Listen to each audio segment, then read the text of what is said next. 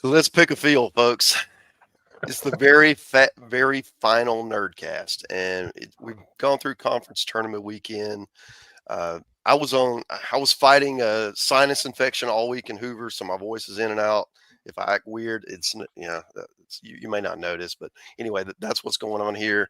I'm Mark Etheridge. I'm here with Aaron Fitt. Got Kendall Rogers with me, and we are going to pick the very final field. Earlier tonight, we learned the 16 host sites, and from there, maybe we learned something, maybe we didn't. It's kind of fun to speculate, isn't it? I think what we'll do, there's no more projecting anymore. It is what it is. So we're at the final stages here, and this is kind of why we do this. So really excited about this. It's Christmas morning all over. You're going to have some very excited teams tomorrow, and also some very disappointed ones as well. Hey, I guess, yeah. Mark, before you go on, just Mhm. a tip of the cap to you for powering through this week. It was Through tough. illness, you had to get the shot, the urgent care, all this stuff. I mean, it was touch and Let go me there for a while, and then let we me got the tell you. hiccups right before the show Yeah, tonight. Like, it's we'll see bad. how that goes. It could be really funny for you all. Uh, if Mark Etheridge misses the SEC tournament, he is feeling bad. Yeah. Yeah. Well, when you missed the projections call, that's when I knew you were in Oh, really bad shape. yeah. It was not a good week at the home front. Um, Guys, give me a little reaction from the 16 hosts that were announced. Aaron, was Yeah. there anything that surprised you, or anything that you can glean from this that may help us with the rest of the field? Yeah, so just to recap a little bit here, we kind of thought that there were maybe three spots that were open to debate between five teams, heading Mhm. into it. And we've kind of been like that all weekend. Tennessee, we thought was probably the safest of the three. They were maybe not much of a debate, but their RPI had slipped a little bit down to around 13 or so. I think they're back up to 11 now or Yeah. something. So we kind of thought they'd be safe, but like, if you look at if you wanted to make a case against them, you could look at all the series losses down the stretch You could. against elite competition. But ultimately, it felt like the metrics were probably there. So then we had two spots left. Southern Miss, we thought, given their head-to-head series advantage against TCU, they're back-to-back on the RPI. Southern Miss is red hot. Like there's a case to be made for both of those two teams, but it felt like Southern Miss clearly ahead of TCU based on the fact that they won 2 out of 3 at TCU. Yeah. Just for Yeah. starters, if you're looking for a reason to separate these two teams, that's an easy one. And Southern Miss had a lot going for it. Really, reached the title game, as did TCU in the conference tournament. We felt like Southern Miss was probably safe. So then it really came down to just one spot: UCLA, Georgia Tech, TCU. and TCU. And we went back and forth on this. We eventually we cut UCLA, even though they had the strongest RPI of the three.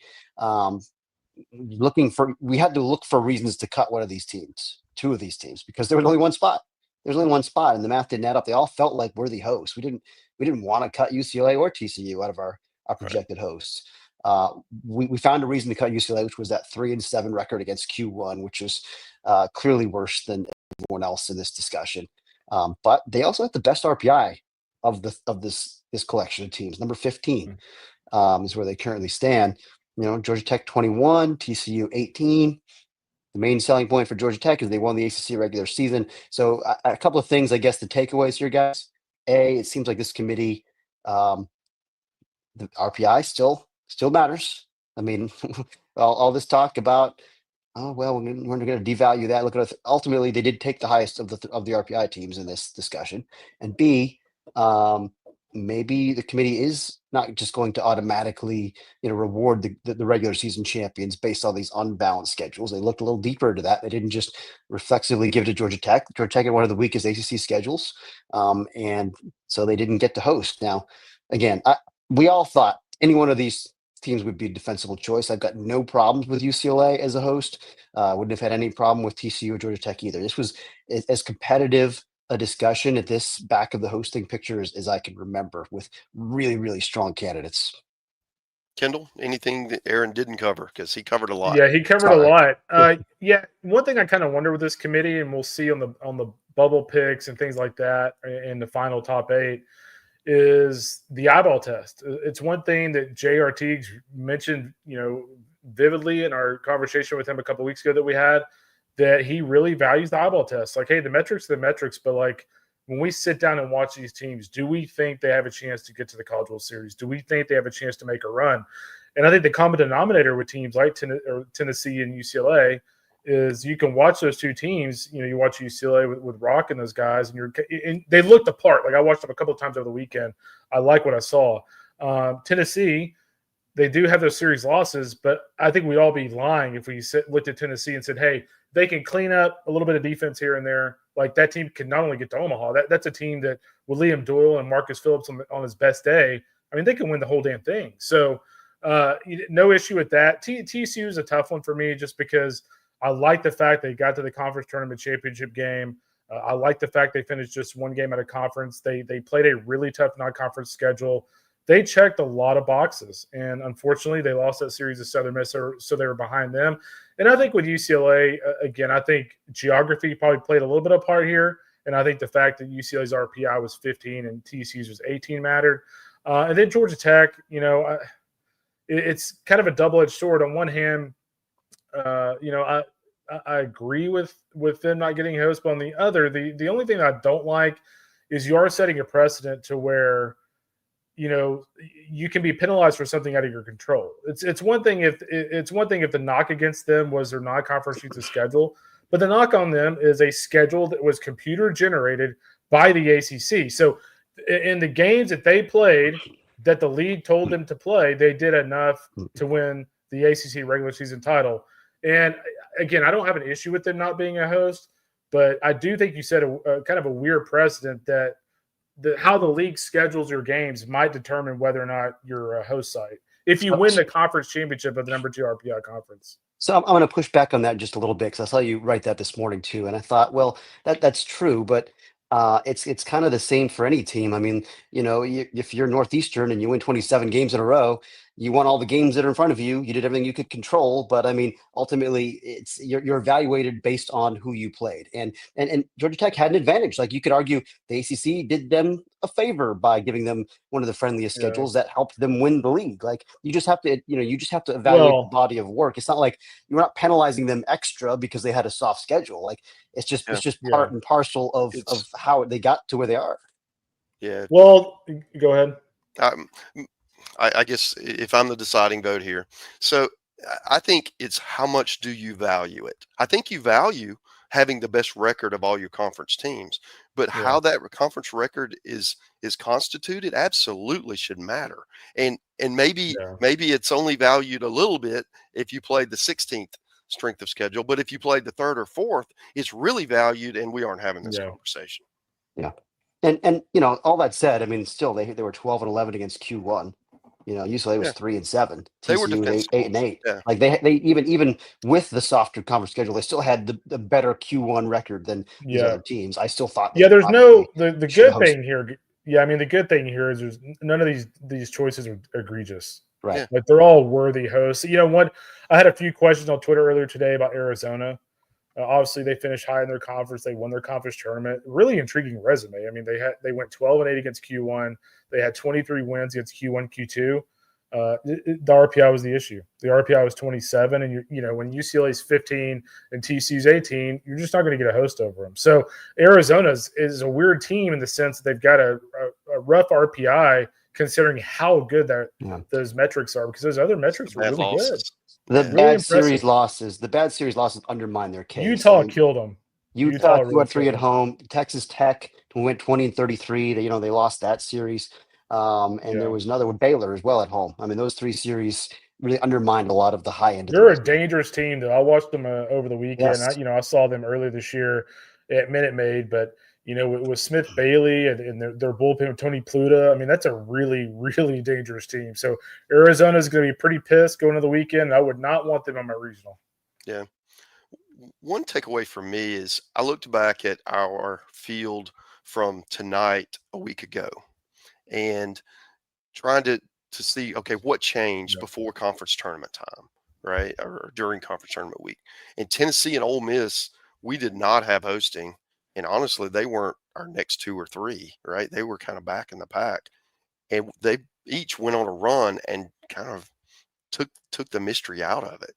And that So it just goes to show you for these big conferences, and I think it's not just the SEC. I think it depends on who you play in there. But if you get those impact wins that really get the committee's attention and get the RPI love in the process, you can soar up in a week's time and go from kind of a regular 2 seed into a if Ole Miss would have won today, they might have been they might be a top 8. Right? I don't think they will now, but certainly you can see the upward mobility that I really wasn't expecting this much volatility. 3 days, 4 days before the selection show. Well, we wondered, guys, coming into the week, whether or not the single elimination format would make these tournaments mean less to the committee. It almost like they made it seem more to the committee to some degree.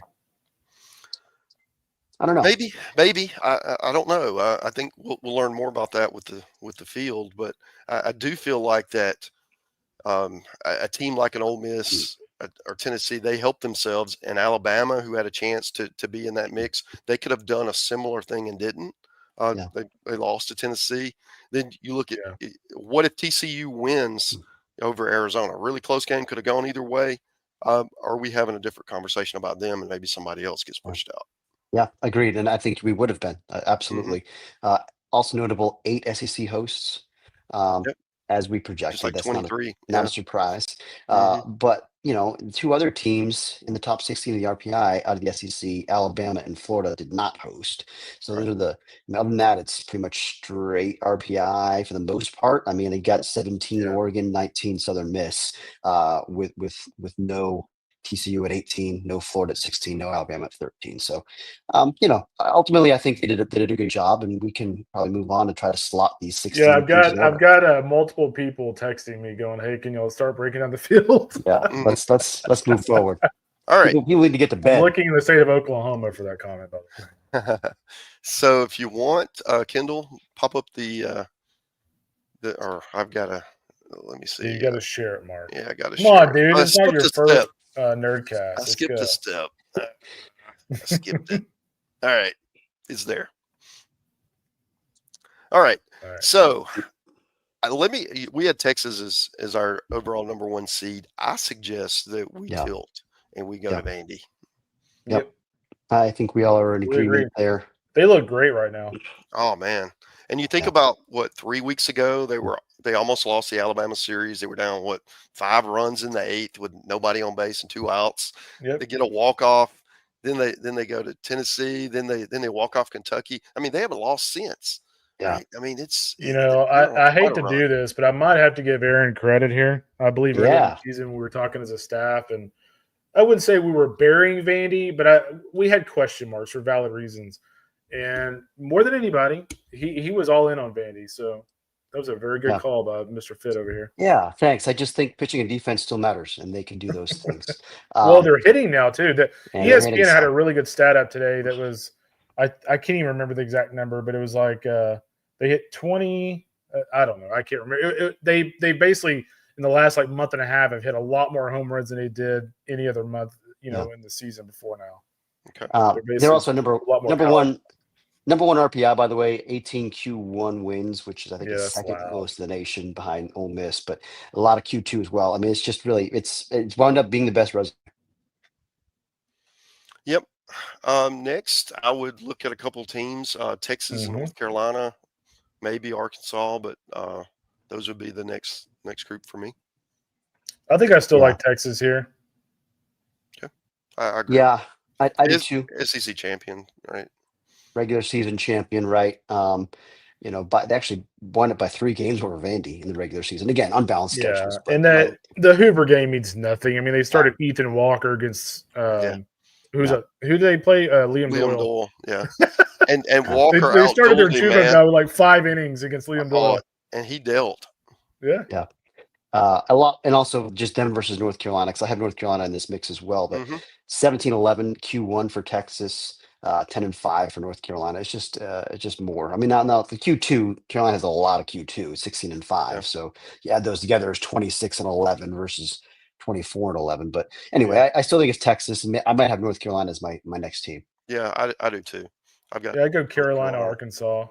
Yeah, those would be my next 2. Yep.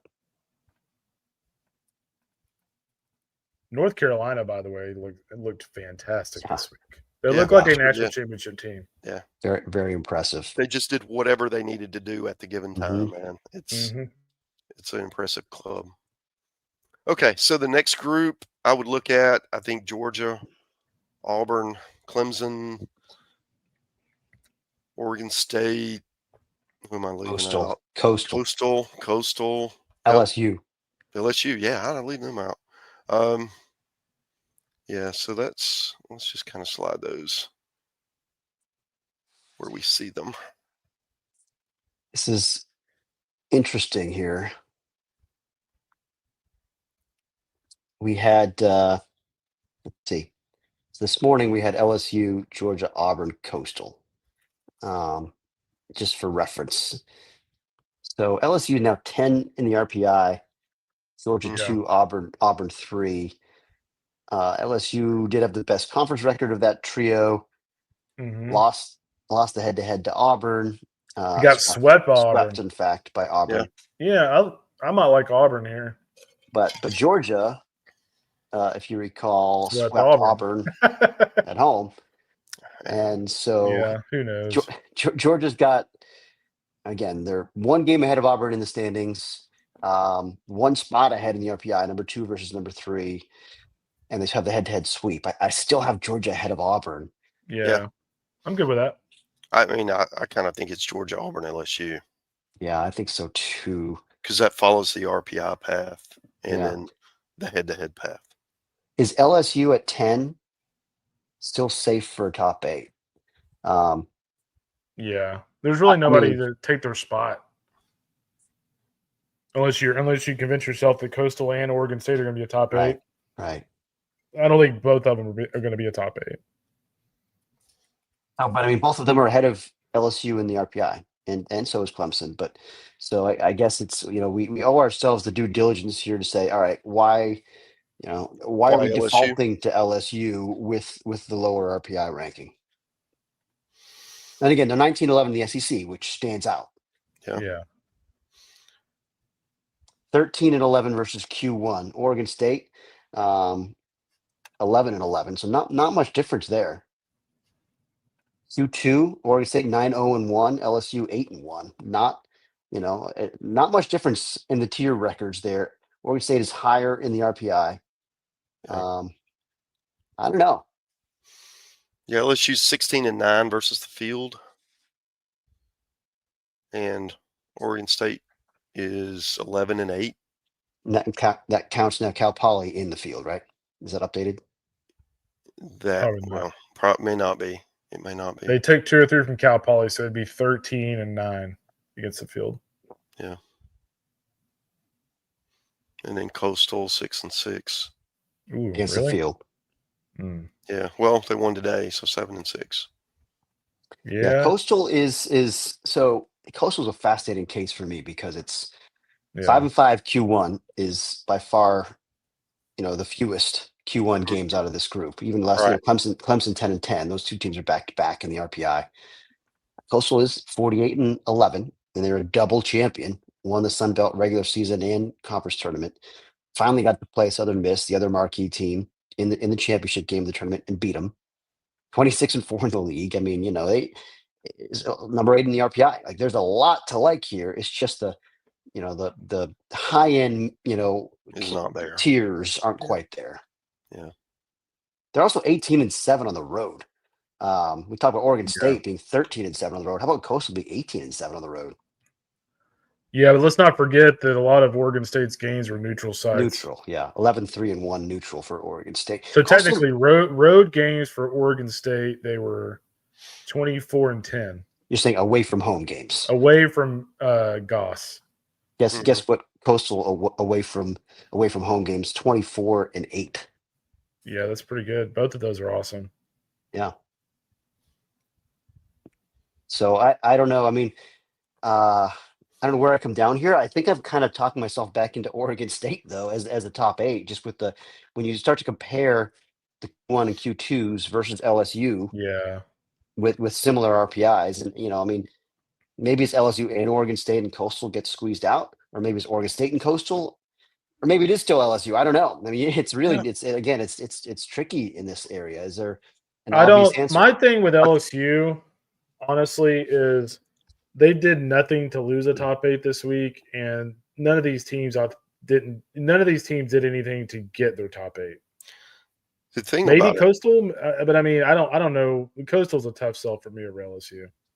Yeah, with LSU, I mean, you think about the coaches in that room that are going to look at those two arms on game 1 and game 2 and go, yeah, how are we going to beat those guys? And I know occasionally that happens, but boy, that's a good looking team when they're with those two on the mound.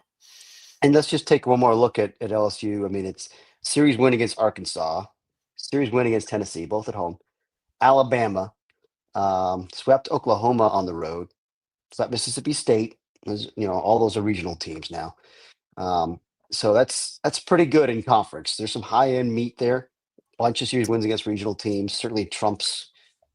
That's the knock against Coastal is series wins against regional teams. Yeah, the toughest series they played was Troy on the road, and they lost it. Yeah, they did. Well, they did win. They won 2 out of 3 at East Carolina, which is a regional team, but not an at-large caliber regional team. Yeah. And then early in the year, it's like a couple wins against Kansas State and NC State, like single stuff. They did some good stuff in midweeks, but yes, weekend series. They did not win a series against an at-large team all year, which. Ultimately, I think probably would weigh against them for me. I might go LSU and Oregon State, guys. I know we had Coastal this morning. Yeah. I don't know though. I mean, I know we had Coastal this morning, and Coastal just went out and won a championship since we had it this morning. So, well, yeah. I feel like Cal Poly winning today might have helped Oregon State's metrics somehow, because I don't remember Oregon State's metrics being quite that good yesterday. Could be. So Cal Poly now, that's probably why Cal Poly is now. Well, no, it shouldn't have changed much. 29. Yeah, it might have just given them. I don't know. It might have given them a little boost. I don't know. I mean, I could go either way on that one. I mean, they're back to back in the RPI. Oregon State 7, Coastal 8. Well, I mean, here's the other way to look at it. If UCLA we feel like was kind of an RPI pick, I mean, wouldn't it make sense just to go RPI here too?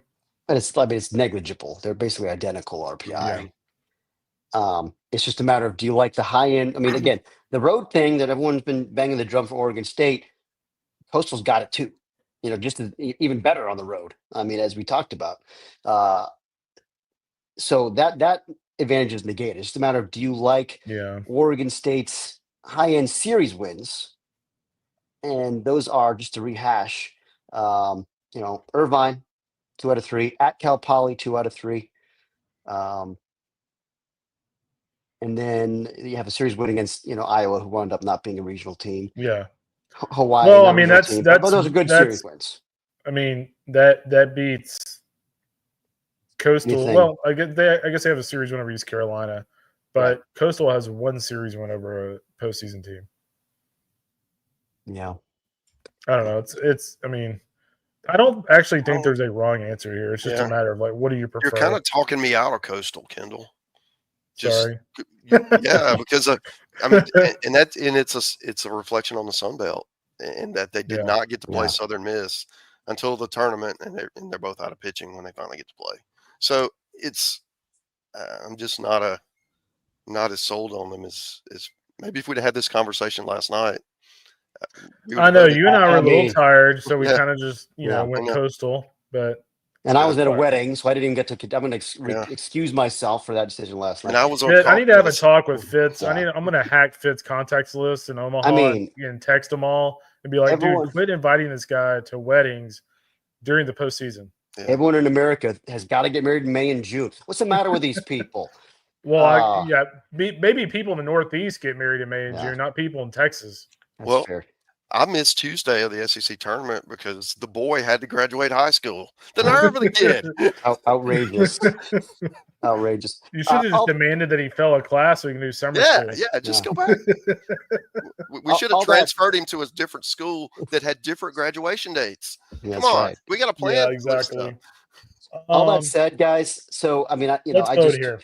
I just tweeted like an hour and a half ago that Coastal has a top 8 resume, but so like I feel like, and again, we had Coastal this morning, and Coastal went out and won a championship since then. So like I get that it will look weird if we don't go with Coastal here. Yeah, I mean, but everything changes. I when mean, you- there's well, been a whole day of games played. Yeah, but I mean, You know? none of those games involved Oregon State, and Yeah. one of them did involve Coastal. Oregon and they State did won have it. a hell of a home run derby yesterday. I can tell you that. Yeah, They had a heck of a practice too. Their RPI jumped. right. But I just, I do worry that when I step back and look at it again, the high end series Yeah, wins sometimes are you loud. do. But Well, and that's why, I mean, just to kind of give everybody a lesson on the committee, that's why this committee, not we all, but like fans like to bag on them.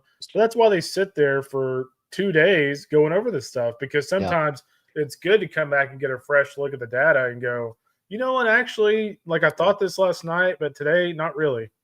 So it's just kind of a great example of what can change with the committee. But again, I go back to, I'll throw this one more thing out here, just to Coastal double champion in their league. I know their league's not great, but double champion. Won the regular season convincingly. Won the tournament today. 48-11, loud. Oregon State did have that 0-4 stretch against the Beavers and a series lost to Nebraska. There were some warts, and they're still a very good season. I like Coastal's. I mean, Oregon State's quality wins more than Coastal's, but does that overpower Coastal winning? Being a double champion, they're back to back. I don't know. Yeah. I mean, let's take a vote. The other thing, one more thing, and we can move on. The other thing that I feel like works in Oregon State's favor is before they had the Oregon problem, because Oregon was right there with them, and they were part of the discussion. After they lost and their RPI fell, Oregon's not in this mix anymore. So That's true. That problem went away. So now it's more, I don't know, they don't have that big gaping wound that the Ducks gave them. They just look a little more palatable right now. Right. Which is it's a little bit ironic that the team that beat them 4 games in a row now is lower in the pecking order, and yet that helps Oregon State. Yeah. But it's because you don't have the head-to-head problem. Right. I mean, you're right. You're exactly right. Yeah. All right. So what do we got here, fellas? Beavers, Chanticleers for the last spot. Beavers. I go the Beavs. All right. I'm going to abstain then. I don't have to worry about looking like a hypocrite. You got outvoted. Kevin Schnall, it's at Aaron Fitt. Yeah. At Aaron Fitt. Neil 13, I know you're listening. At Aaron Fitt. That's right. All right. So you want Coastal in the 9 spot? Yeah, let's go Coastal there. Yeah. It will be interesting to see how the committee handles this, the top 8, because that was a good debate. Yeah. So the next candidates, we kind of know who they are.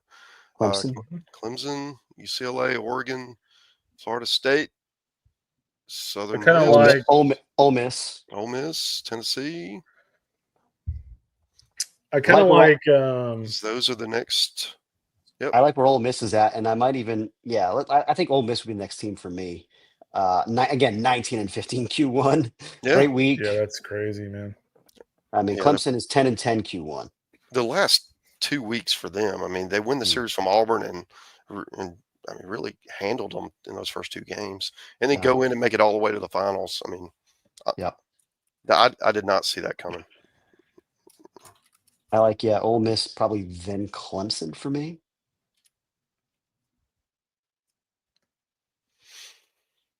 Okay. Over Florida State? I think so. They're 5 spots higher on the RPI. Yeah. Actually 18-12 league versus 17-10. I mean, all the other metrics are pretty comparable. Yeah, I mean, Florida State did win the head-to-head. That's true. Actually run-ruled them in Game 3, but also beat them by 1 run in Game 1 in 11 innings at home. So, I mean, it's close. So, I'm good with RPI pick. And that series was in Tallahassee, so it's not as like if it were in Clemson, I would maybe give it just a little more weight. Okay. But I mean, those 2 teams could be back to back here. Yeah, and that's kind of where I'm leaning. Yeah. Florida State next. Kendall, you good with that? Yep. Okay, so then we have 4 spots left, and thanks to the announcement earlier, we know who they are. UCLA, Oregon, Southern Miss, Tennessee. We just need to pick the I think I'd go Tennessee, Yeah. Oregon here. Yeah, I Or was Oregon, leaning. Tennessee, one of those Yeah, two. I was leaning Oregon. Yeah, I agree with those being the next 2 teams. I was leaning Oregon as the next team, but I mean, if you fall back on RPI, which we have reason to believe Yeah. the committee might do, Yeah. Tennessee's 11, Oregon 17. So maybe Okay. that's the smart play. And I wouldn't be the Nerdmaster General if I Yeah. didn't look ahead to the matchups here Mm. and avoid conference matchups. I know the committee's not going to do that. Wink, wink. But When they decide that, they all step out of the room. yeah, they all That's do. right. Right. Yeah. So some AI bot is the one who Right. who does the seedings. So this would be, So you like Tennessee or Oregon here? well, 13 would be Oregon. Okay. I think I like that too, actually. We Right. had Oregon ahead in I'm our good with pecking that. order. Oh, gosh. That's Oregon. Come on, Mark. You're going to make people mad in Corvallis. Autofill not cooperating. It is not. Sorry, guys. Okay. We're good here. 2 spots left. Southern Miss, UCLA would be my order there. Yes.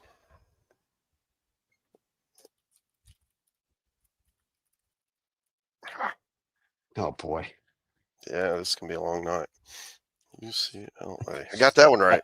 Guy's got the hiccups. He's got 3 thumbs. He's got no digit control. Yeah, and I've got fluid in my ear, so I'm hearing you guys in stereo. And you don't sound that great the first time, but the second time it's really messing with me. You need one. Hey, you need one of those like little like megaphone. What do they call them that you put in your ear so you can hear a little better? Miracle ear? Yeah, I can't remember what they're called. It's It's not. Well, I it's hear not a fine. hearing I just hear aid, you but it's twice. the big megaphone thing. I don't know. Let's move on. So we've got our 16 in order here. There we go. Yeah, I'll recap them for the people Yeah. who are not watching YouTube. So it's Vanderbilt, Texas, North Carolina, Arkansas, Georgia, Auburn, LSU, and Oregon State. That's our top 8. 9 through 12, Coastal, Ole Miss, Clemson, Florida State. In the last 4, Oregon, Tennessee, Southern Miss, and UCLA. Okay. So with that, Aaron, do you want to go through our automatic bids? Yeah. We'll fly through those and we'll go ahead and slot those on our sheet while we do it. And then we'll have some at-large teams to go through as well. Yeah, sure. American Athletic Conference. We have the East Carolina Pirates back in regionals. They win it they do it the hard way this time with the auto bid. That is a quote unquote stolen bid. As weird as it is, I think of East Carolina as a bid stealer, as a perennial powerhouse program, but they would not have been an at-large team. Aaron, a quick question for you on ECU, just for people watching. You've seen them a little bit this year. I think you actually saw them a couple weeks ago. Can they make a run in the tournament? Like, is this a team that has are they like a A&M Virginia type where they actually they struggle, but they have the personnel to go on a run? I'm never gonna count out a Cliff Godwin coached East Carolina team. I do think that this is not the kind of team they've had in recent years. It's gritty and it's well coached, and they've had a great week. It definitely doesn't have the kind of high end talent that scares you as much as some of the recent ECU teams. But that said, I mean, there's some guys, Ethan Norby and Ethan Young, the 2 Ethans are guys that could beat you. I mean, those are real forces to be reckoned with on the mound. Perfect. Onward to the America East. Apologies to Bearcat Nation. We are no longer calling this the Bryant Athletic Conference. Bryant has been dethroned here by Binghamton, which was a good game, 6-5 in extra innings. We had a couple of those today, 6-5 in extra innings. Binghamton gets the spot there. 8-10 is Rhode Island. Kind of probably the team that felt like the best team in the league most of the year. ACC, North Carolina, of course, auto bid. We're still waiting on the A-Sun. Last I saw, they were still in a weather delay with FGCU up by a run on Stetson. What in the world? So here's an update on that. So FGCU beat them, but by virtue of finishing the tournament with the same 1-win record against our would-be opponent in the final game, they're co-champs. So Stetson is the auto bid. What the heck? They just kind of ran out of time. They ran out of time to Like, how do you run out of time? Play the game tomorrow. They're not. I don't think they're allowed to. It doesn't have to be done. I mean, as I understand, there's never been a conference tournament game played on Monday, Selection Monday. Mark, you're muted. Like, that makes no sense. Yeah, it does have to finish today. Yeah, it's just plain not allowed. Like we saw this with New Jersey Tech and Stony Brook. Remember? Yeah. The weather happened, and that they just rule had to. needs to be amended, like stat. That's ridiculous. I don't know. I mean, it's tricky though. I get it. I don't know exactly what the answer is, but like that's what we got.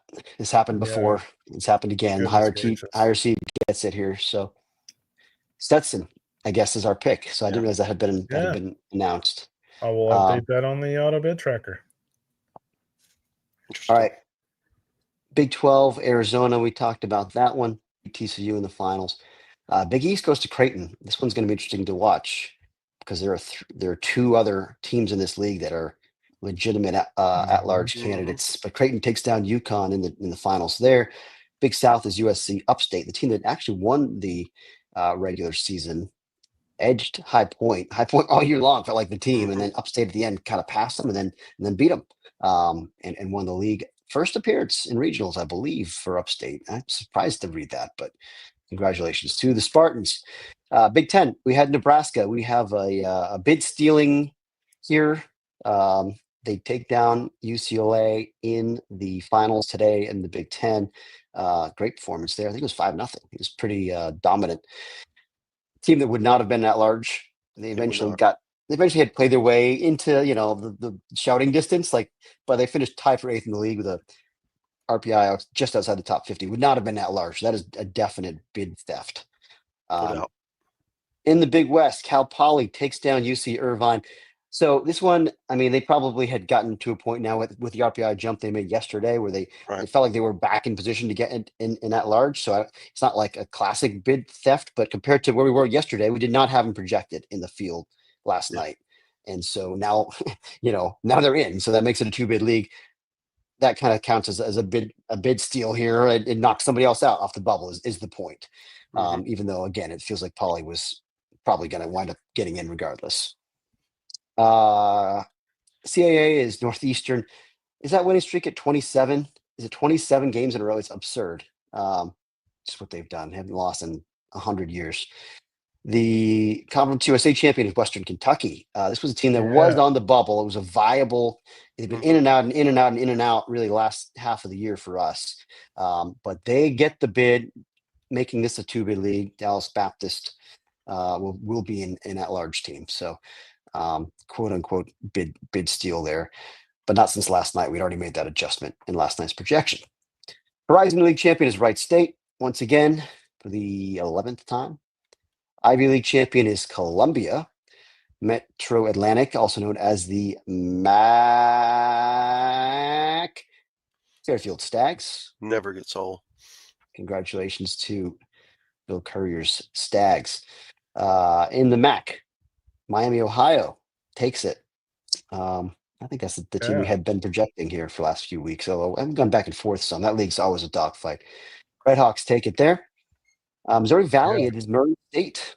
They get the job done. The Racers. Mountain West is Fresno State for the 36th time. Gosh, one of the most appearances of any of these automatic qualifiers. Fresno State 36 times. NEC, Central Connecticut takes down the Sharkbirds of Long Island. Another good game, 5-4, extra innings. I was watching all those games today. That was good drama there.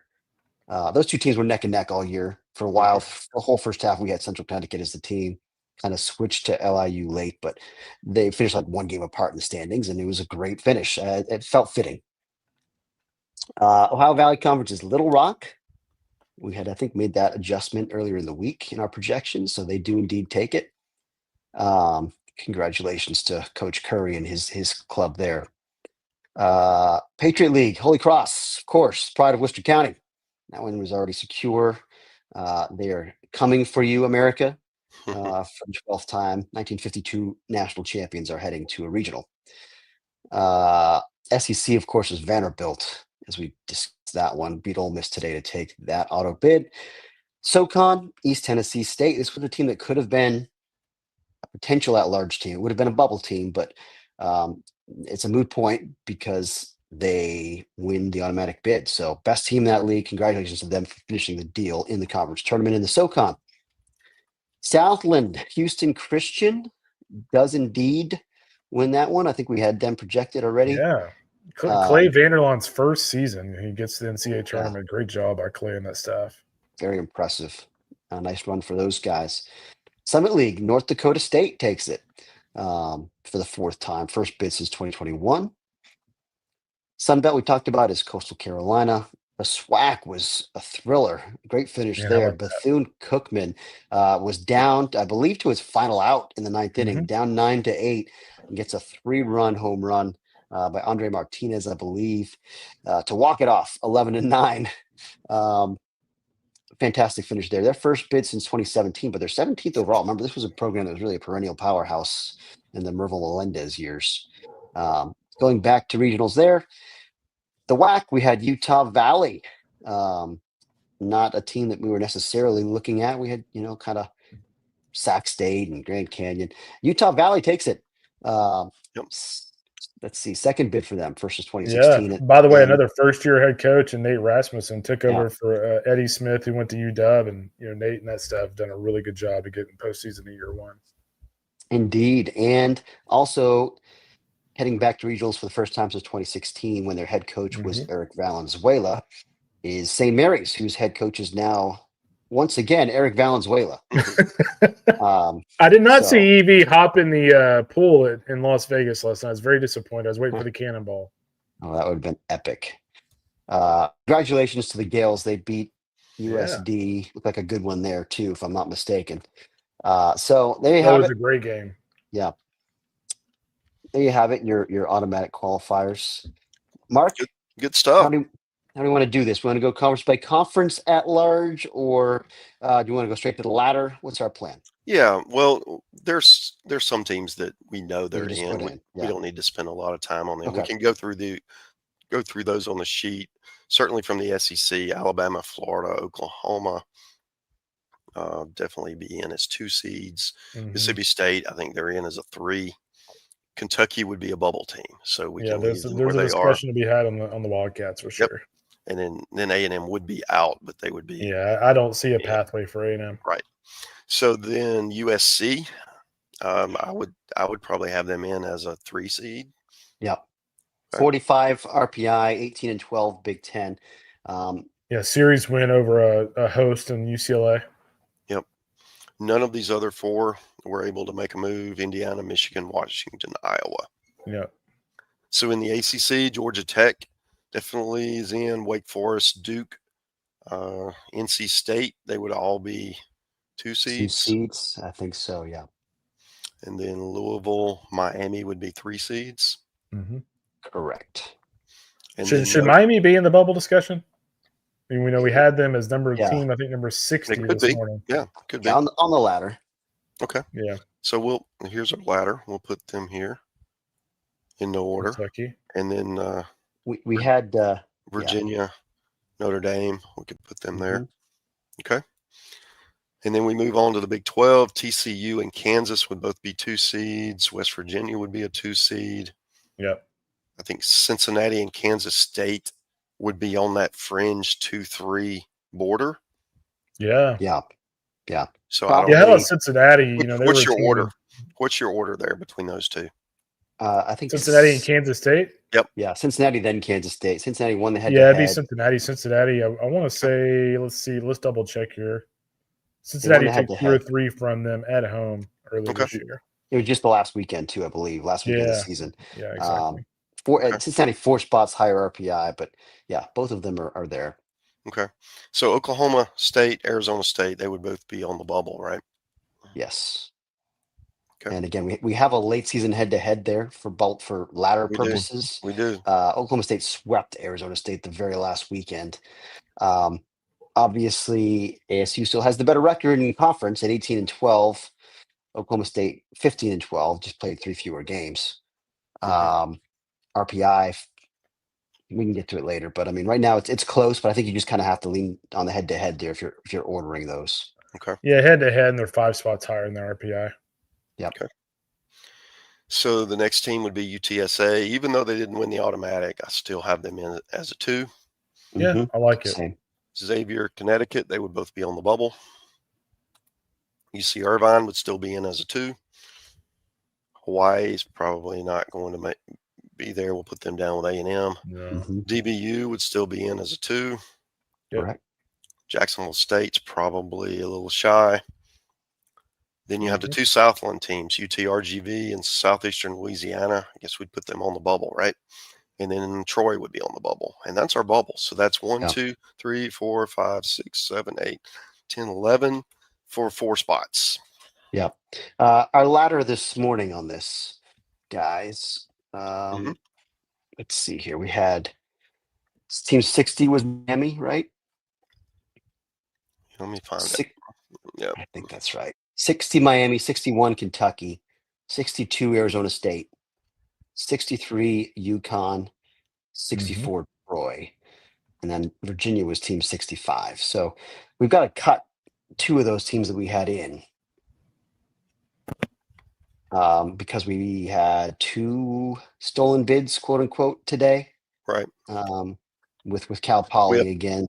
2 less spots. Right. Right. Two fewer spots. Cal Poly taking 1 and Nebraska. whatever the other, Nebraska. Thank you. So, I mean, if you were just to slide the 2 ladder teams down, it would be UConn and Troy out. But we can step back and have a better, more in-depth conversation about that. Miami, Kentucky, Arizona State, UConn, Troy would be our last 5. I mean, at that point, I mean, UTRGV and Southeastern are just out, I think, at this point. Yeah. They You were would already think. considerably, you would think they were already considerably lower in our pecking order. And what about Notre Dame?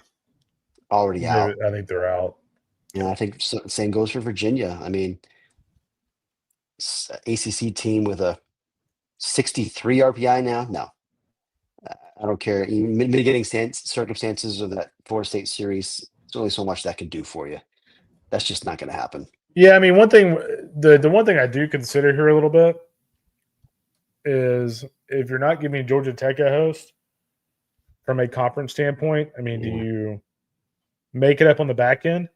I mean, let's not act like this doesn't happen. So that's the only reason I bring that up. Could happen. I have a hard time with that one.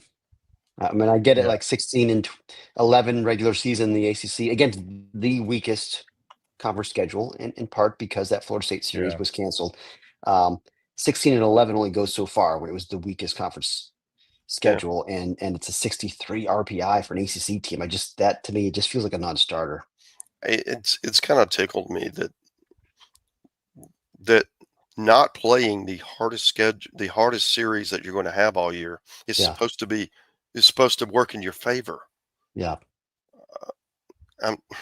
You can't have it both ways. You can have the great conference record, 5 games over 500, or you can have the benefit from the RPI that of playing the games, but you can't have it both ways. Which again, like it goes back to as you had in your breakdown, I think last week, if they had gone, the most likely outcome would be they go down there and go 1 and 2, right? Which would have made them 17 and 13, probably 8 to 10 spots better in the RPI. Which, like, you're still in the 50s. You're still not inside the top 50, but 17 and 13 at 52 is different. It's a different argument. Virginia's problem is their non-conference strength of schedule is 257. Yikes. Yeah. There's just not a lot of meat on the bone. That's why the RPI is so bad. It's not about the team. It's not about performance. It's about the resume. And that's why the resume is a problem. Yeah. By the way, imagine if somebody would have told you on January 20th or whatever that A&M and Virginia would miss the NCAA tournament. Did not see that coming. Yeah, not at all. We debated them 1-2. Yep. Yeah. That was really the only debate for in a long time. Yeah. So I just think UConn and Troy have the better cases, and right now those 2 teams might both be squeezed out also. Right. This is the way I would order them. So tell me why I'm wrong.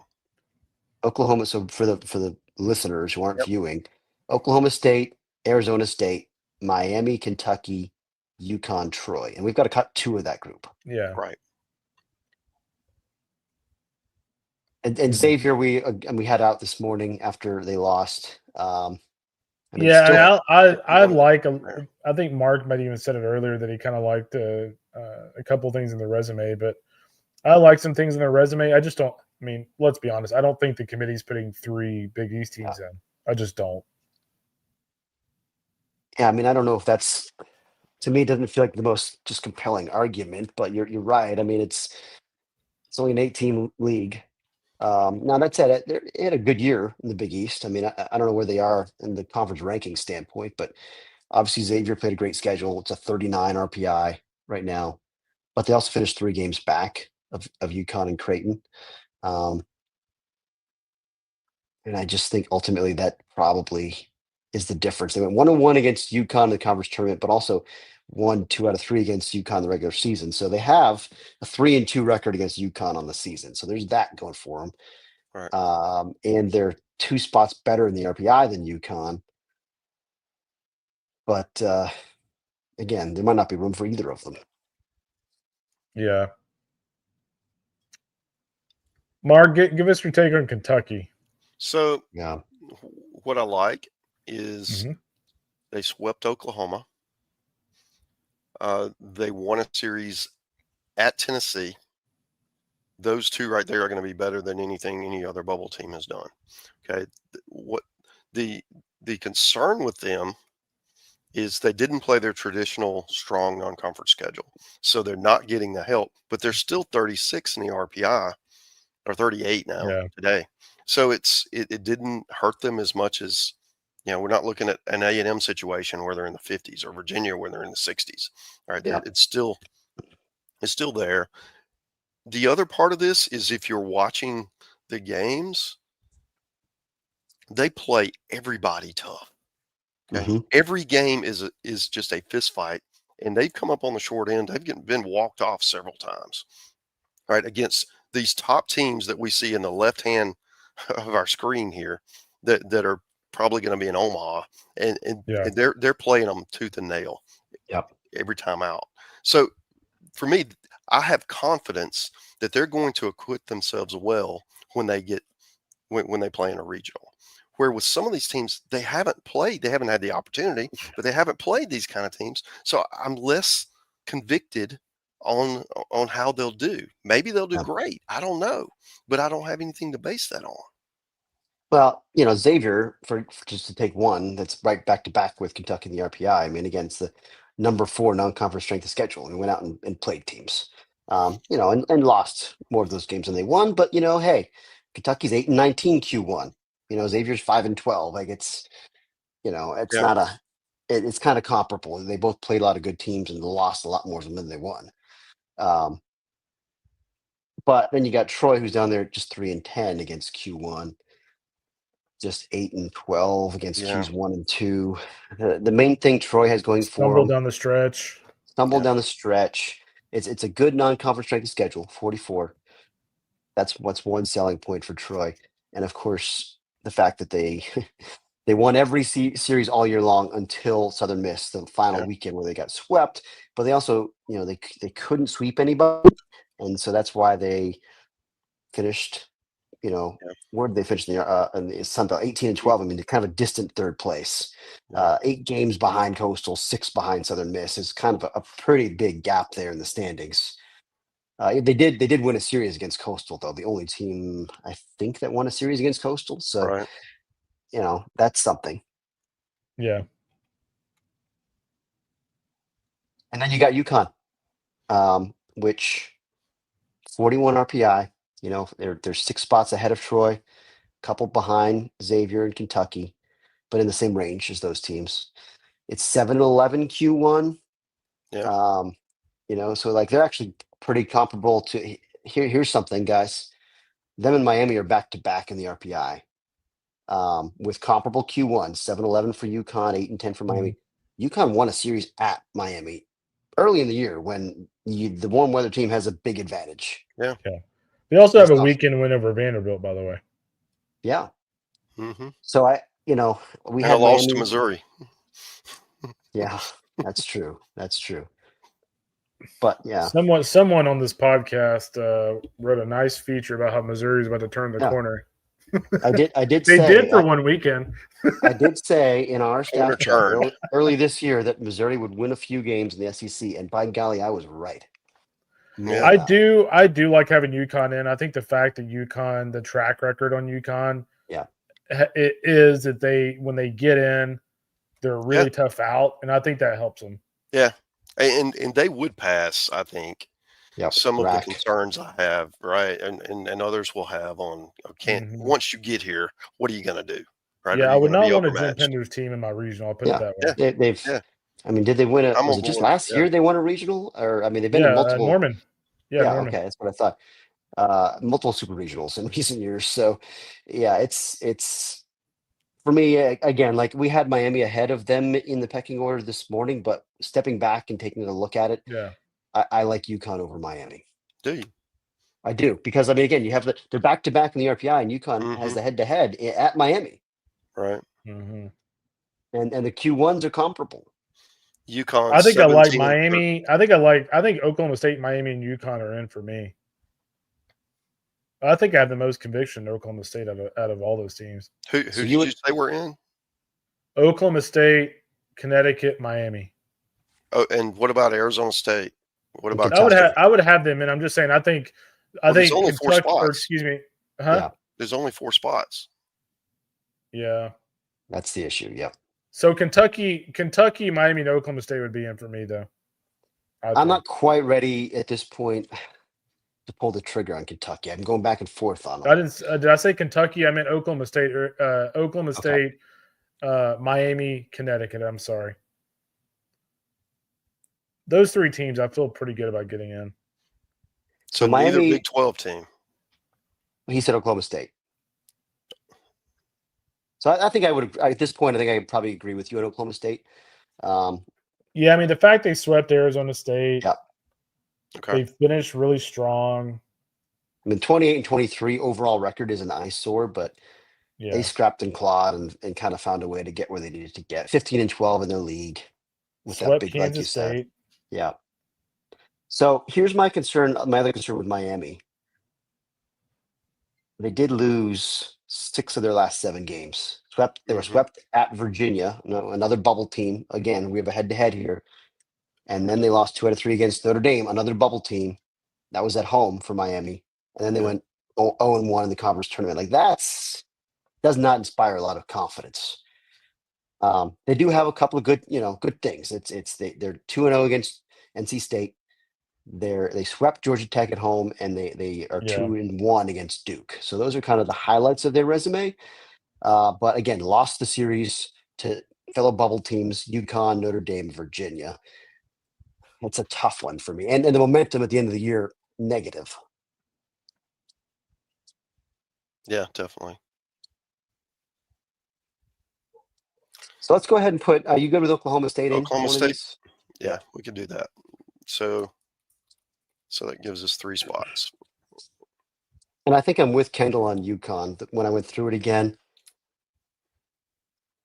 I think that head-to-head against Miami looms large in my mind. And they were so good in the second half of the season. I mean, again, for a cold weather team that starts off in the kind of hole that they started off in, to then rally and that long winning streak, etc. I think they did enough for me. Okay. So it gives us 2 spots for Arizona State, Miami, Kentucky, or Troy. Yeah. Or Xavier if you want. And it's hard. So from an RPI standpoint, you have Miami at 41, Arizona State 49. Well, let me make sure I got the latest. The latest is Miami 40, I think. 40, Miami 40, Arizona State 49, Xavier 39, Kentucky 38, Troy 47. Yeah. High-end series point toward Miami, the 3 that I mentioned, NC State, Georgia Tech, Duke. Yeah. or Kentucky. Kentucky would be just 2 though. For Kentucky, it's at Tennessee, right? And Yeah. And they swept and Oklahoma. they swept Oklahoma. So they have two high-end series. Miami has 3, but momentum again. Actually, Yeah. I guess Kentucky also lost the last 4 games, but it was at Vanderbilt, who's the number 1 national seed, and then Yeah. lost to Oklahoma in the conference tournament. So whatever on that. Not a huge momentum factor there. I think it's more of a factor for Miami for kind of 2 weeks and then an 0-1. Is Kansas State safe with at 37, just 1 spot ahead of Kentucky? 5-17 Q1. I mean, if you have them versus someone else for the bubble, Yeah, and they have a 80 on the or an associate 80 on the yeah, committee, I yeah. like their chances. Yeah, they're fine. Yeah.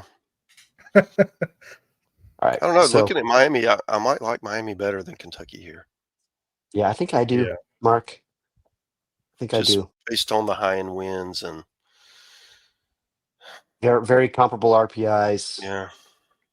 but better conference record. I know it's not as good of a conference, but still, ACC is a premier conference. 15-14 in that league. 13-17 for Kentucky regular season. So,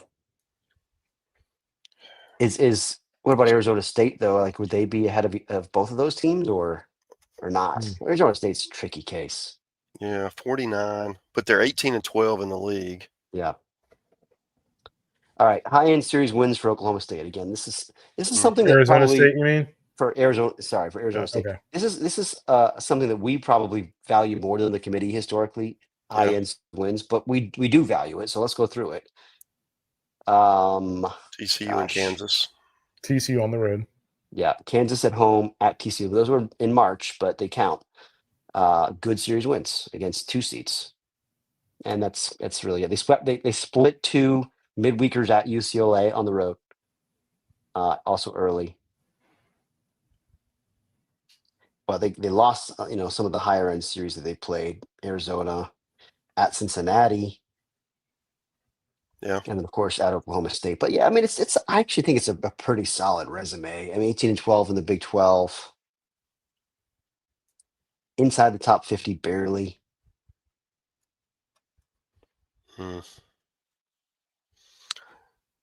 So is there anything that we learned today that would help us here?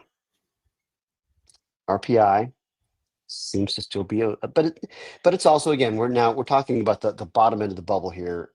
We're talking about the 14th team in the SEC, 13th, right? Yep.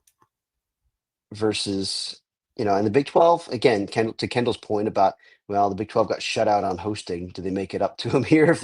If there's a borderline call and you've got a team that finished 18-12 in your league, which was tied for 4th, 2 games out of first. I mean, It for definitely me, does sound like a compromise. it sounds like a compromise to me. Yeah, I'd probably go Arizona State just based on the league record. Yeah, personally, I think that's the way I'm leaning too. And I know, Kentucky played a strong schedule. That overall strength of schedule, number 8. Yeah, that's why they're in the discussion.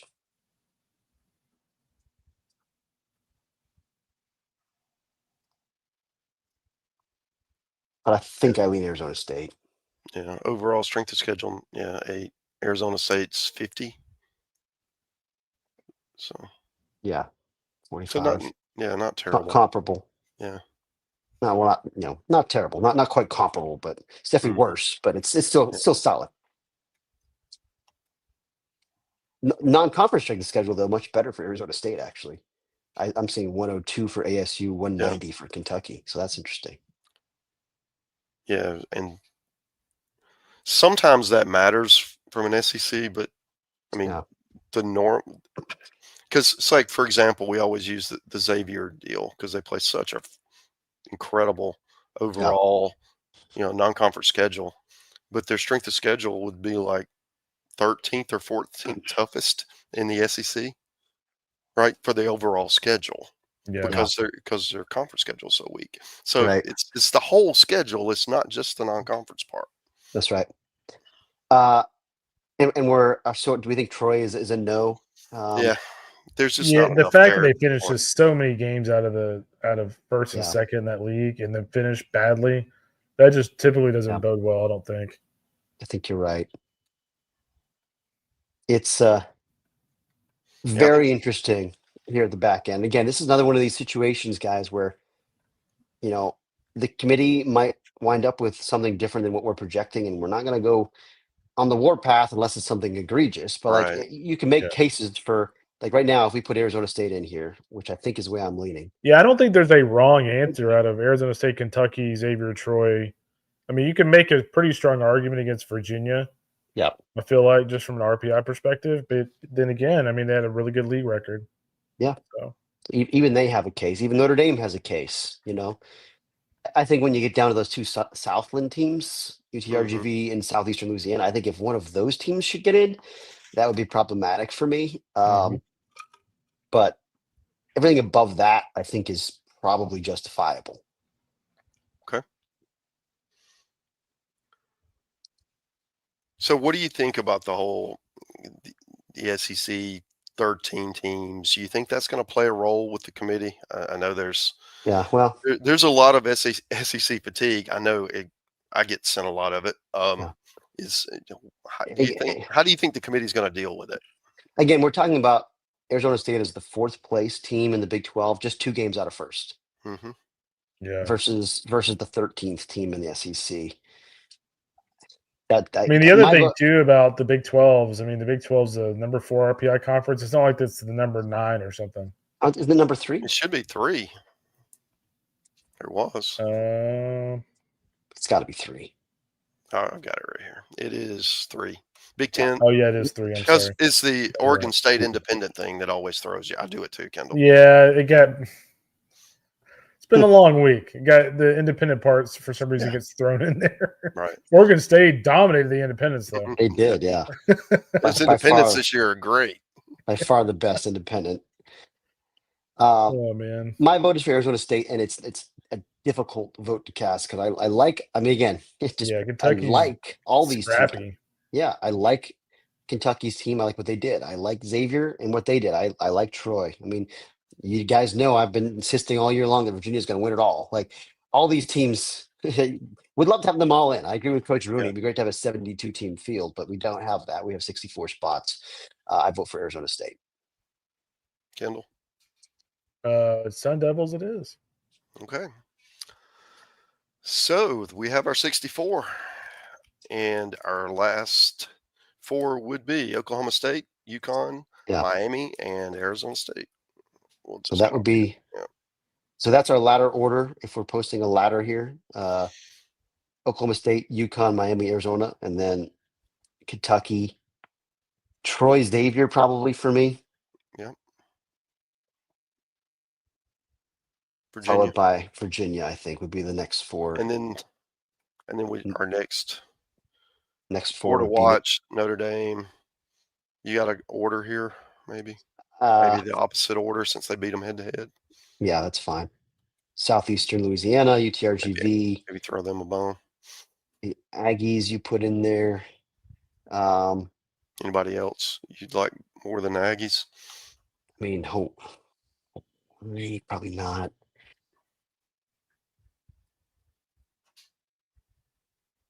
Aggies wound up at 50. Yeah, I think that's fine. Yeah. And what a great scene that was with Chase Laviolette the other night. Yeah. Dude had surgery, goes out and DHs the next day. I mean, that was incredible. I was so blown away with just the whole deal of in today's world where everybody's so looking out for themselves, and he put his team ahead of himself. Just listen, buddy. Hand up, I was super pessimistic about this. I thought it was just when they said he was going to play the next day or that he would play next week. I think this is a stunt. They're just trying to politic the committee. Like, hey, our best guy is going to be here. In fact, he went out and played the next day. Like, oh, okay, well, and he won't do anything. He'll go over. How could he possibly do anything? And he got a one-handed double. Yeah, it's crazy. Had an RBI hit and then had a sac fly.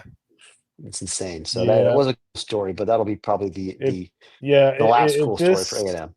Yeah, if this holds and they miss the postseason, I think it's going to be a pretty interesting next couple of days in College Station, to say the least. Yes. Well, guys, any last thoughts before we wrap? This is our last NerdCast until 2026. Good gosh. Yeah. I just think the committee has a more difficult job than usual. It's been a strange year in college baseball, lack of clarity at the top of college baseball. I mean, as evidenced by the fact that we changed our number one overall seed on the very last day to a team that hasn't been number one at any point this year. They were a 2 seed a month ago. Yeah. So it felt like all year long we were waiting for the top to separate, and it never really happened. And then also at the bubble, it's usually a lot easier, I feel like, on this last day at the bubble. I mean, like, we went round and round here. I still don't know if we made the right call. Fortunately, it's not our job to make that call. It's the committee's. And as long as they don't do something crazy, I think you can defend a lot of different things here. Yeah. Kendall? Yeah, I think the biggest thing for me is just, I thought it was interesting that, we touched on a little bit earlier, but, Ole Miss and Tennessee getting themselves in hosting position. And then, at the back end, Oklahoma State getting hot at the end of the season to kind of work their way in. And, for the committee, does Virginia somehow sneak in? Does Troy somehow get in?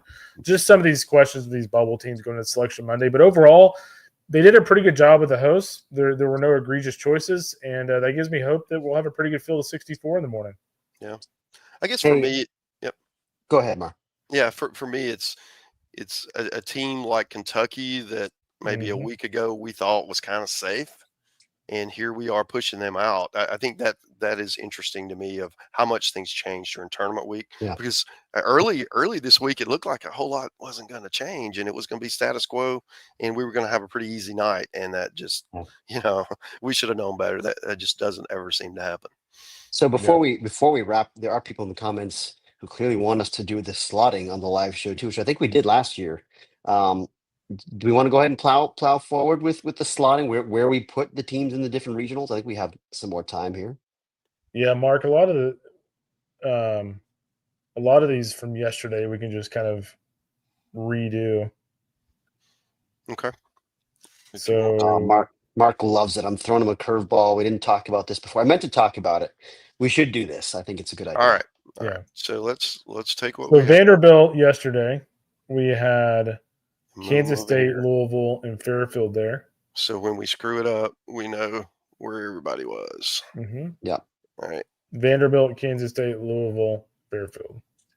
Louisville can drive. For those who don't know, JRT's kind of touched on this a couple of weeks ago when we did a pod with him. There is an algorithm that literally just spits teams in different regionals based off of some sort of formula based on travel. So a lot of people are going to go, oh, man, Louisville back to Nashville again. You're going to have one of those kind of teams in Nashville probably. So who were the Nashville? I was getting set up. Yeah, I mean, yesterday we had Kansas State as a 2, Louisville's a 3. I mean, Kansas State's a 3 now. So yeah, so they'll switch. And also, I do think the number 1 seed's going to get probably a pretty weak something of one of those 2 or 3 seeds. So who would be? East Tennessee State would be a good 3 seed there. At Vandy, yeah, that makes sense. Or Rhode Island, one of those 2. Okay. It would make sense just to send ETSU there, frankly. Yeah, for sure. Okay. Rhode Island is a 67 RPI is a 3 is interesting. Did not see that coming. Yep. If you just sort it by RPI, I mean, if you Yeah. see any of these 4s you like better, let me know. I don't think so. Yeah, I mean, who would be the worst 4 on here? The worst 4 is probably Utah Valley or Little Rock, but they kind of got to go to Fayetteville.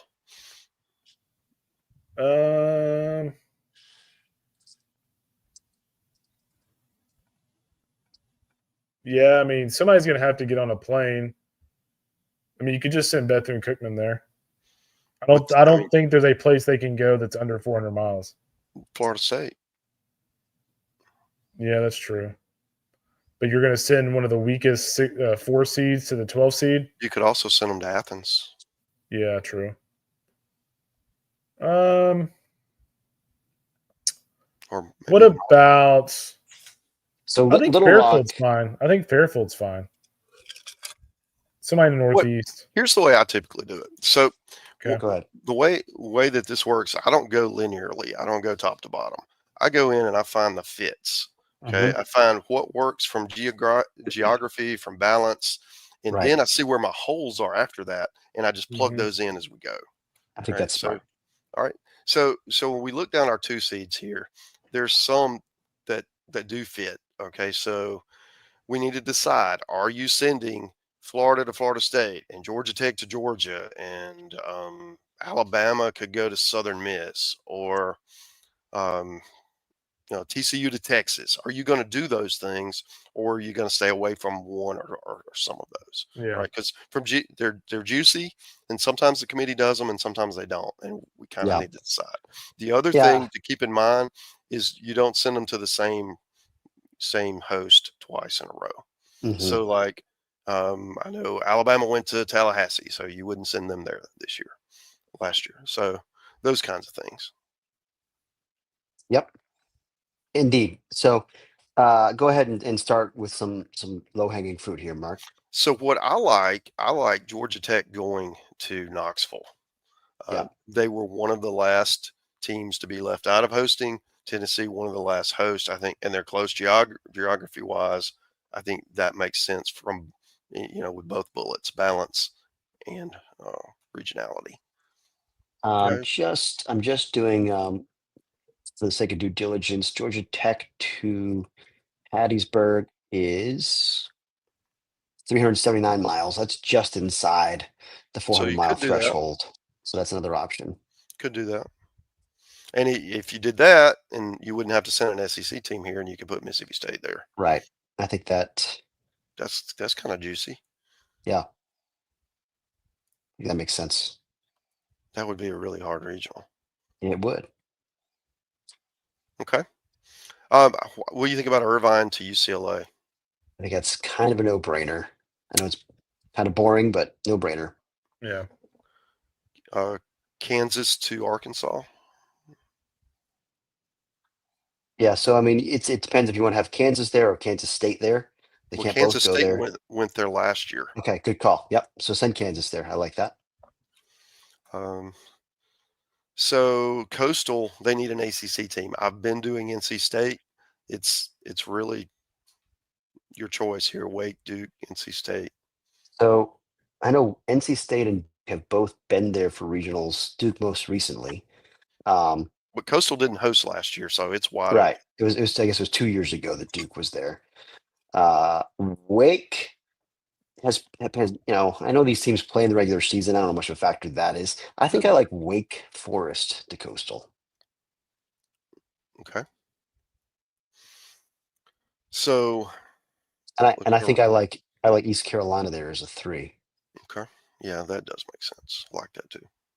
And then you could even upstate that. Yep. And keep everybody local. Although upstate could go to Clemson, which is even closer. Okay. That'll work. So then you're looking at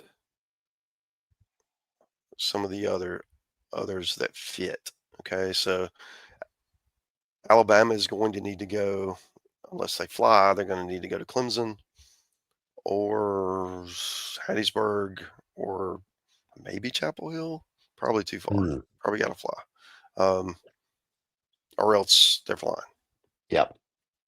So Florida, same deal. They really can go to Tallahassee or they fly. Right. It's just, do you want to do that? It probably makes the most sense. It would certainly sell tickets and draw Yeah. eyeballs. And I think also equitably, like where they are in the ladders, not that that's Yeah. the driving factor, but it Right. makes sense. Okay.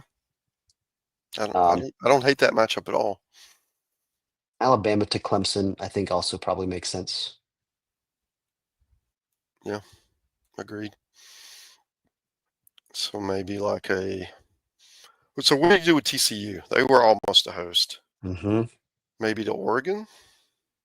Yeah. or to See Ole that. Miss. Oregon State. I think I maybe. like TCU to Oregon. I think Yeah. just again based on the ladder there, kind of Mhm. the snake order. Right. I wouldn't want them much higher to a much higher seed than that. Okay. I think I like West Virginia to Chapel Hill. But they played in the Supers last year. They did. That's true. You're right. So maybe not. I mean, You could though. there's no rule against it, right? Right. If you want to do that, that would be again a juicy matchup because there were some fireworks. Okay, so we've got one more SEC and two more ACC. And since a lot of our hosts come from those Yeah. leagues, we need to reconcile that. Sure. So one of these, I mean, I think Duke or NC State has got to go to Knoxville, Tennessee. Yeah. Oxford, Auburn, or Athens. Right. So I would say Knoxville and Auburn makes sense to me. Just geographically, and I know Georgia has had NC State for Super last year. They've had Duke for regional. Again, not last year, but I would probably stay away from Athens there. Okay. So maybe go. Well, what I've been doing is I've been doing Auburn and Duke, and NC I State had, and Tennessee. yeah, we could I do think that. so. We could do that. So then you've got Oklahoma. There's only, I mean, all of these are SEC hosts, so there's boy. really only Oregon State that they Yep. can go to. I think that's fine. So we're good with that. Excuse me. Cincinnati is drivable to Vandy, I would think, right? Yeah, it's not far. Maybe 3.5 hours at most. Yeah, that's Okay. kind of And like in that. Texas, UTSA. Yeah. Yes. So then you've got DBU to LSU, perhaps. So you would then have Yeah, Yeah. I like DBU to LSU. Arizona to Ole Miss. Okay. Northeastern to Georgia. Yep. Works Okay. for me. And then typically what I'll do here is, we look at the threes. We have to avoid conference matchups. And usually there's a little bit of horse trading back and forth if you see something that would work better. Any obvious geography fits. Stetson cannot go to Tallahassee. They were there last year. Okay. They could go to They could go Athens to either one of these. or Auburn. Yeah. I would say Auburn. here. Mhm. Yeah. Okay. And then we have some West Coast opportunities here. We could do something like this with Arizona State. They're not in the same conference with UCLA anymore. How wild is that? It's just so Mhm. bizarre. But I like it. Makes sense. USC could go to Oregon State. Mm-hmm. Yeah. Now, I mean, certainly at this point, it's going to be a flight regardless. So is Cal Poly drivable to Corvallis? Let's see. I can't imagine. But it makes Yeah. sense to keep them on the West Coast as a conference tournament champ. Or maybe Eugene. Yeah. Um, I'm back. San- Cough drop break. Gosh, yeah, the West is so big. It's 740 miles from SLO to Eugene. Good Lord.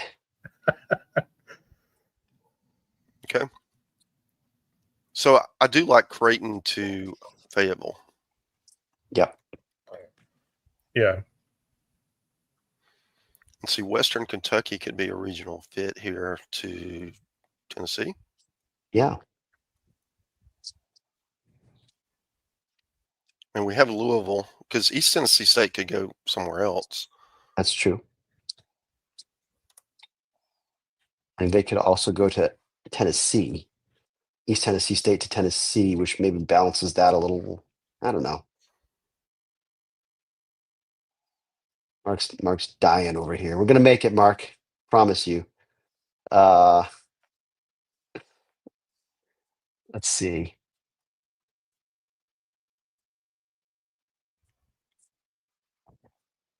So yeah, I mean, I don't know. East Tennessee State, Western Kentucky. I guess those both make sense to go to Nashville and Knoxville in some permutation or another. Yeah. Maybe like a Louisville to Georgia. Sure.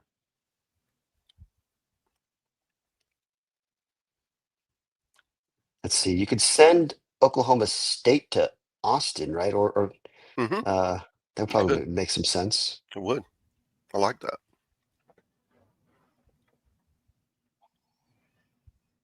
I don't think UConn is drivable to Chapel Hill, is it?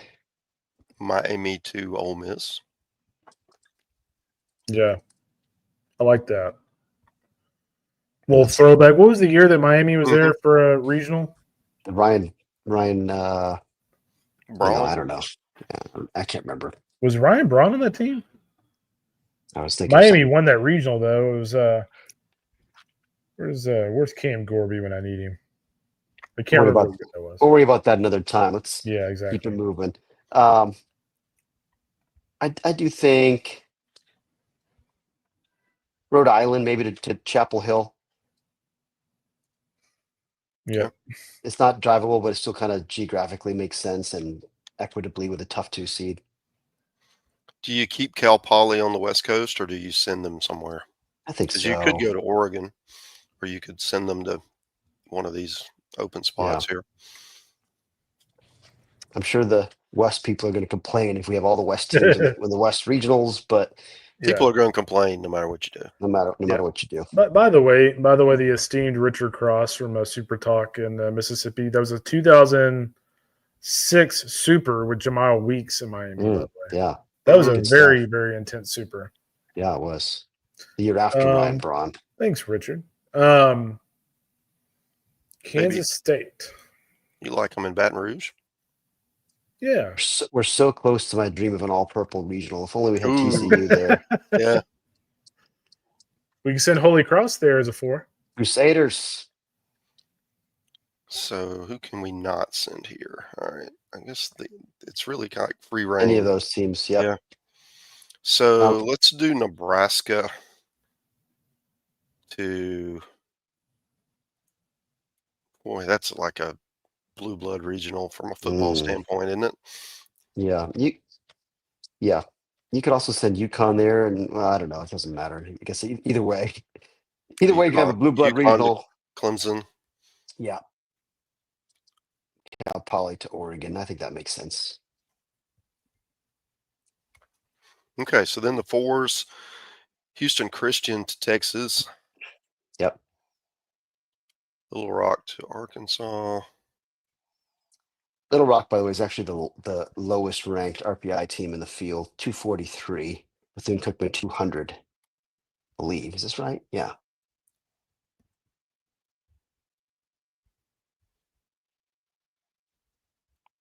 Central Connecticut 184. Then Utah Valley 170.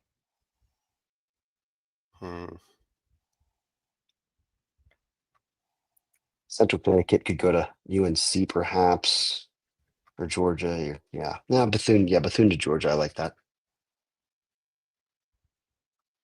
Who do you want to send to Vandy? Well, interesting. So, I mean, I feel like Vandy's got a favorable 2 and 3. You could balance it out with a geographic right state type pick there. Yeah. I mean, I don't know if is that too harsh for the number 1 overall seed to get a tough 4 seed? I don't know. You're getting kind of a break in the other 2 lines. Yeah, I don't think it matters. Okay.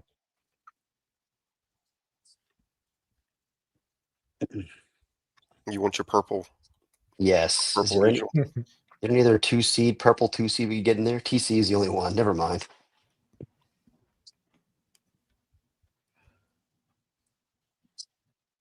Let's see. With Tennessee, maybe like Ohio or Murray State.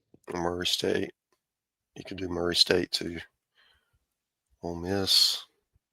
Is that a drive? I think so. Murray State to where? Oxford. Ole Miss. Yeah. I should know this. I'm mapping Is that it. Murray, Kentucky? Yeah. Yeah, it is Oops. a city. Okay. I've learned to not make 200 assumptions. 213 miles there. Oh, wow. that's- Okay. Interesting. It's a good fit. Okay. So, what do you think of those? Switch any around. So Yeah. now what I typically do is just sort of look at it and play with it, and just see, let's see if we can get a juicy matchup, or this one just makes sense. Mm-hmm. We can go ahead and read through them out loud too for Yeah. the audio listeners. Nashville, we have Vanderbilt, Cincinnati, East Tennessee State, Wright State. And then we've got Austin, Texas, UTSA, Oklahoma State, Houston Christian. I like both of those. Chapel Hill, North Carolina, West Virginia, Rhode Island, Central Connecticut. Feels about right. Mm-hmm. Arkansas, Kansas, Creighton, Little Rock. I like it. Kind of a Yeah, I think I'd be really no-brainer. surprised if the committee doesn't pick that regional. Yeah. Lot of money savings there. Georgia, Northeastern, Louisville, Bethune-Cookman. I don't know that. Yeah, that makes sense for me. I think that's fine. Bethune-Cookman's drivable. I don't think Louisville is, but it's fine. That makes sense. Auburn, Duke, Stetson, Fairfield. I often make the drive from Durham to Auburn. I don't know if that's 400 miles or not, but it's doable. I do it all the time. LSU, Dallas Baptist, Kansas State, Holy Cross, a nearly all purple regional. That's a gem there. I like it. Oregon State, Oklahoma, USC, and North Dakota State makes good sense to me.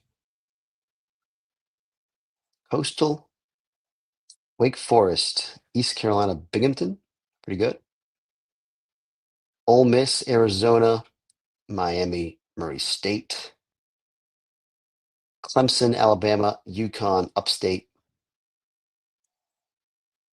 Florida State, Florida, Nebraska, Columbia. And then we've got Oregon, TCU, Cal Poly, Utah Valley. All these make sense, guys. Tennessee, NC State, Western Kentucky, Miami, Ohio. Hattiesburg is Southern Miss, Georgia Tech, Mississippi State, Fresno State. It's intriguing, very juicy there. And then finally, UCLA, UC Irvine, Arizona State, and St. Mary's. So we have some all West action here. Mhm. Yeah.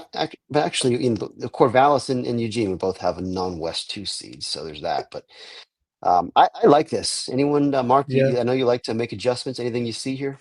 The only thing I see the only thing that might make sense is since Oklahoma State is a higher on the, like a team higher on the pecking order for us than maybe Kansas State, maybe flip those two.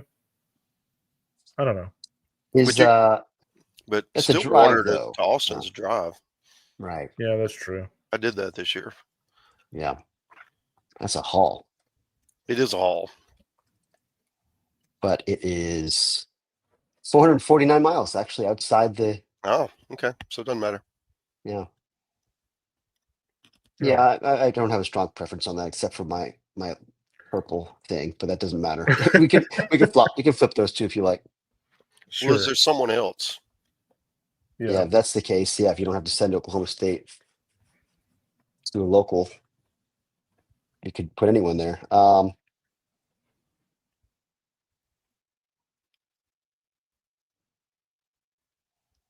The other flying 3 seeds that I see, I mean Cal Poly, but that's a kind of a stronger. Well, yeah, it's a stronger 3 seed, I would say. So I don't know if that would make sense. To where? I don't know. I'm just looking at the 3 seeds that are flying. If you're going to send someone else to Texas besides Oklahoma State, Mm-hmm. it's Cal Poly, it's Nebraska, Yukon. You can put Yukon there if you want. Swap Clemson. Yeah. Put Oklahoma State at Clemson and Yukon at Texas. Does that make sense? You like that better, Kendall? From a branding Sure. standpoint, that's you're not going to sell many tickets. UTSA, Yukon, Houston Christian would be the the Mhm. teams there, Kendall. Good with That's that? fine. Yep. Okay. Okay. Yeah, and again, at this point, it's just there's a lot of different ways you could go, but this is what we have arrived at. So So just I like to play this game. So looking at this, what would be your toughest regional, or mm, or either your most attractive? How about that one? I mean, Southern Miss That's the one I was pissed thinking. off Georgia Tech, Hmm. Mississippi State, who can, I mean, they can hit with anybody. They've got really good pitching depth, and then Fresno State. I mean, they're just one of those classic teams that that's much better than a 4 seed from a just basic talent standpoint. Yeah, good one. You got one, Fitty? Outside of that, I mean, I think they're all pretty I balanced. will say this: Dan Skirka has done a really nice job at Murray State. Murray is dangerous; they can really hit. Yeah. So That would be another one I would point out, the Oxford one with Arizona and Miami there. I know Yeah. Ole Miss fans love to hear that. That's a good point. Yeah, but Miami also one of the very last teams in our field, Hmm. and gets a 3 here. Yeah. LSU with DBU, K State, and the dangerous Crusaders of Worcester County. Hmm. Yeah, I think that's probably the toughest. That, and obviously the Florida State, Florida, and Yeah. obviously Nebraska's playing well. They're hot. Yeah. I mean, UCLA, Irvine, Arizona State, St. Mary's. Hmm. There's some good. Honestly, I don't see any here that feel like, oh, that's crazy. That's Hmm. too hard or that's too easy. I think we did a good job making nice balanced fields here. Okay. Good for us. Outstanding. Well, anything else, guys? I think that's about it. We're ready to wrap. It'd be Yeah. really interesting to see how they see things in the morning, and just these bubble teams. We talked about it earlier, but these bubble teams, they they could really go either way. There's not an egregious pick of these bubble teams. Yeah. This feels like a year where we usually get about 63 out of 64. Most years we miss one, sometimes two. Feels like a year we could miss a few. I mean, because again, it's as Mark likes to say, it's a bit of a beauty pageant. And you get to comparing, the Kentuckys and the Miamis and some of these teams at the back of our bubble, Troy and UConn and Xavier. Like it's not easy. It's not easy to make decisions there, as we probably spent too much time debating it tonight, but it was hard. Yeah, and it's what do you value?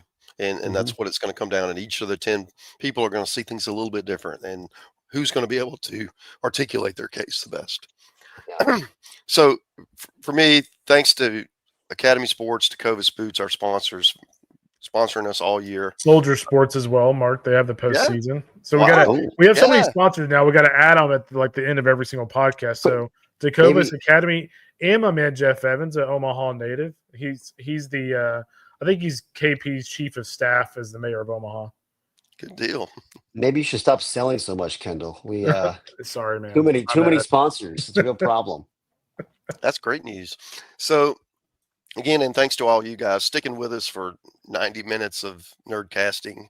Come back tomorrow. We'll have reaction pieces. We'll break down all the regionals once we know them, have all the superlatives, all that good stuff that you're used to seeing.